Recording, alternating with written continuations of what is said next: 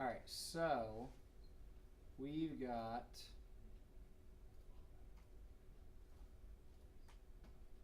the equation. So if you want to do 22, it's, by the way, if you just tuned into this video, we are working with solving equations that involve more than two variables, and variables on both sides at that. Wait, is your camera up there on the smartphone? It's doing a screen capture, so it just records what's on the screen, and I'm using this microphone today, trying it out. Sometimes I use this microphone, but this camera, if it's on, you'll see that it's on, which I don't record the class very often. So this wants me to solve for n. So I see or I identify where my n's are. I've got an n here, and I've got an n here. Unfortunately, they're not like terms, because when you have multiple variables together, it essentially creates like a new variable. So I know I can't combine those, but I could group them together on the same side. So I don't like that they're on two different sides. Get them together. I always like to put my variables on the left side. How do I get a positive n over to the left side? Subtract it.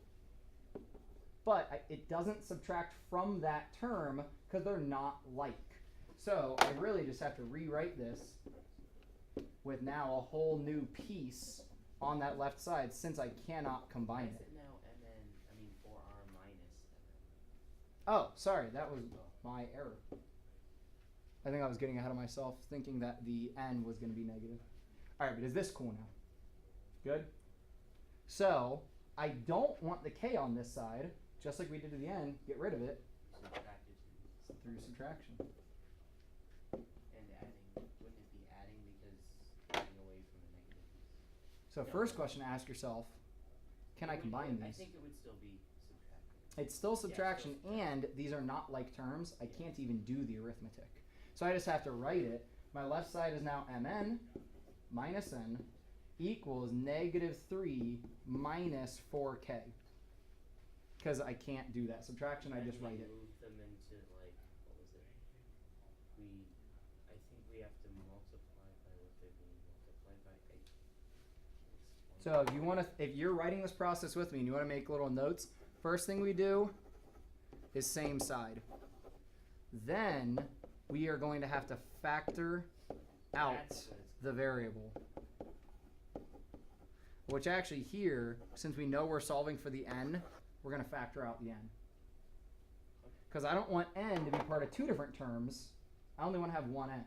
So remember, to factor, it's really like dividing. I mean, it is dividing, but people get confused. They're like, but I divided on that side. I have to divide on that side. No, because we're not actually doing any math. We're rewriting. We're manipulating. It's like taking a pizza and cutting it into slices. It's still a pizza. You just changed it. So if I factor this out, the n is going to come to the front.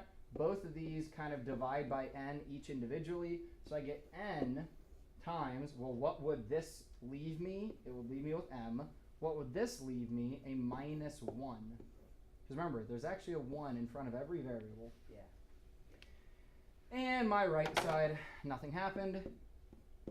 Negative 3 minus 4k. You with me still here? And then you just divide it by m minus 1, so it looks like a fraction. Then we divide it by m minus 1, and that is something that we do to both sides. So divide by m minus 1 to cancel that out and get just the n. Divide by m minus 1. Now remember, right side, complicated, messy, just leave it how it is. So now n equals negative 3 minus 4k all over m minus 1. I have one more question. I was struggling on number 17 on the test. Because I don't know, I think I know. What sort of problem is it? I think I know what all real numbers are, but it's basically two.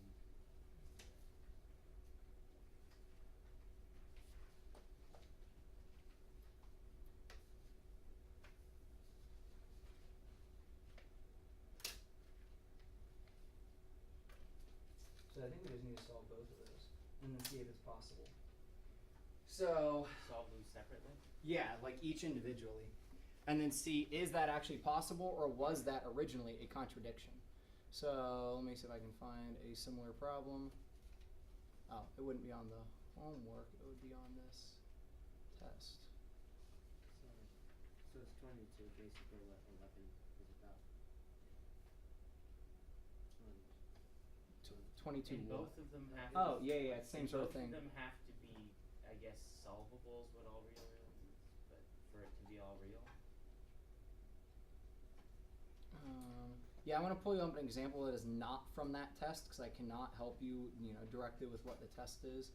So, solving multi-step inequalities. Actually, 1.8 compound inequalities is probably better.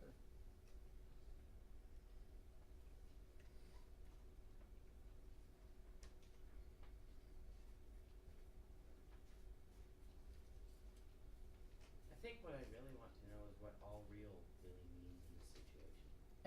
Any number that you put in will create a solution.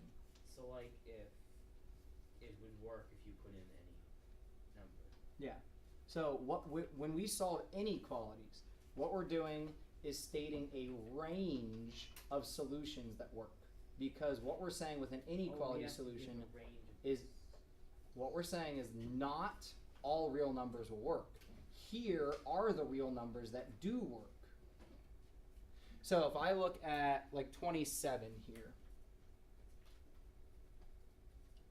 So it's got an OR situation, kind of like what you're looking at, like an inequality OR situation. 3r plus 2 is less than 5, or 7r minus 10 is greater than 60. And I actually misspoke. I'll try to put this in my update.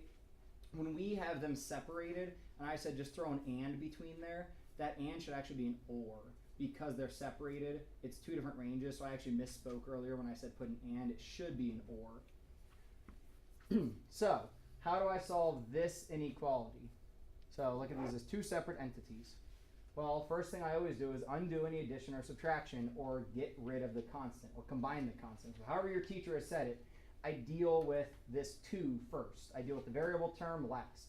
So to deal with that 2, subtract it from both sides. I get 3r is less than 3. To get the r by itself, I divide by 3, divide by 3, and r is less than 1. Be careful, it's alright. It's hard to keep straight how we actually call them. So now I solve this one and check, will this work? Which it should work here, but in the test it's asking you to determine, does it work? Logically, or does it work with certain numbers? It's like, does it work on the graph? Like, are there then two different ranges of values? So I might work through that specific problem with you and see, does it work, does it not? Because there are situations where it will create a contradiction.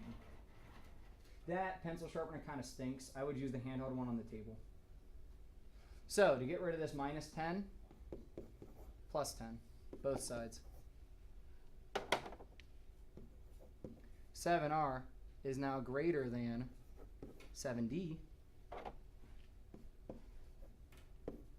Divide by 7 to get the r by itself. R is now greater than 10. So since this is an OR situation, my solution is that r is less than 1 or r is greater than 10. So if I draw that, like say it wanted me to graph it then. So I put my 1, put a circle. Is it open or closed? Open, because there's no or equal. And then what way do I shade? Well, if r is less than 1, I then mark my 10. Circle, open or closed? Open. If r is greater than 10, shade this way. And it works because my ranges are separate. That's why we use the or. So If my ranges overlapped, it would not be a valid situation because it's like over counting things. So say I came up with, sorry, I know say I came up with r is greater than -3, those ranges would overlap, which would really mean that r could be any number that it wanted to be, because think about -3 down here, and then if I shade this way, well, I've now shaded everything to the left, everything to the right. My solution would be all real numbers. So it wouldn't actually be a split inequality. it'd be all real numbers. Which that would be a situation where we find out, oh, that's not like that can't. That's not an or situation. That's an everything situation. Does that make a little bit more sense? What does all real number and no solution? I mean, that would be no solution. I don't. No, that has two solutions. It's the or. Your solution is either r is less than 1. But it doesn't have that choice on here. It's just all real or no solution. No. If the inequality has no solution, write no solution. If the solutions are all real numbers, then write all real numbers. But that's, so you can either solve it and get a solution, or if the ranges overlap, then your answer is all real numbers. If it's not true, like it can't happen, like say they give you an and situation, like say you solve this one. This is one where you might get like a non-true answer.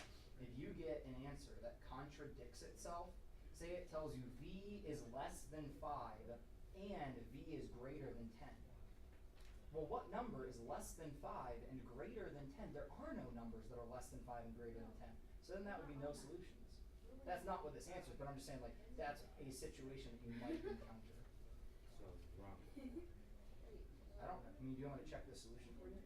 Well, my solution was actually no solution. That could be an answer. Because Nicholas isn't less than 4. Well, So actually it you is. So, combined. but it can't be equal to. Yeah, it's because you had 2t on this side and you had 2t on that side, and we had the same variable on both sides. A lot of times we create a contradiction statement because you have 2t minus 6 is less than 2t minus 4. Well, if we combine these constants, say we add 4 to both sides, and then you get 2t minus 2 is less than 2t. Will less than or equal to? Like, so be careful. Don't try to cram your work into these pages. I would use separate work paper so you can like space things out and really see what's happening. Oh, I figured it out. Okay. Let me stop this one recording, but so. For